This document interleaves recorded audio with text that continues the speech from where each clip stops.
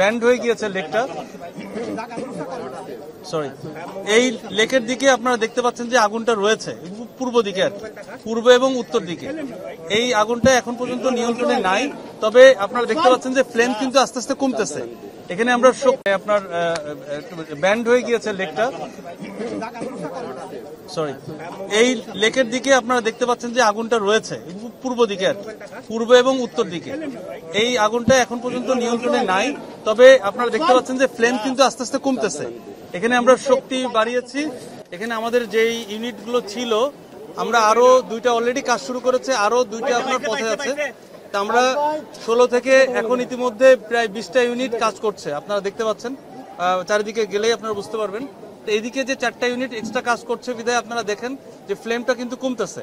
সুতরাং এই পূর্ব এবং উত্তর দিকের ফ্লেম যদি পড়ে যায়, এবং আমরা তাহলে বলতে পারি যে আমরা পুরো আগুনটাকে কনফাইন করে ফেলেছি।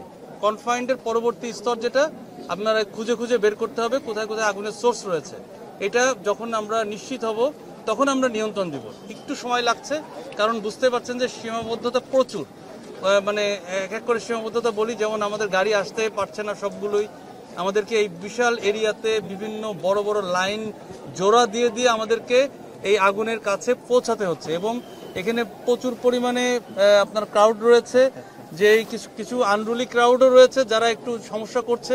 কিন্তু এই আইন শৃঙ্খলা রক্ষাকারী বাহিনীর সাথে একটু টাসেলও হচ্ছে ছোটখাটো, তো সমস্যা নেই। তারপরে আমরা কাজ করে যাচ্ছি, আমাদের কাজে সহযোগিতা করতে যে আবার অনেক পাইপ কেটে ফেলেছে, আপনার জোড়া খুলে ফেলতেছে, এরকম কিছু কিছু সীমাবদ্ধতা রয়েছে।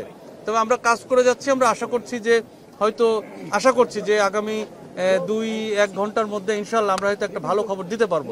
তবে এটা এখনো কিছু বলা যাচ্ছে না, কারণ এই পূর্ব এবং উত্তর দিকের আগুনটা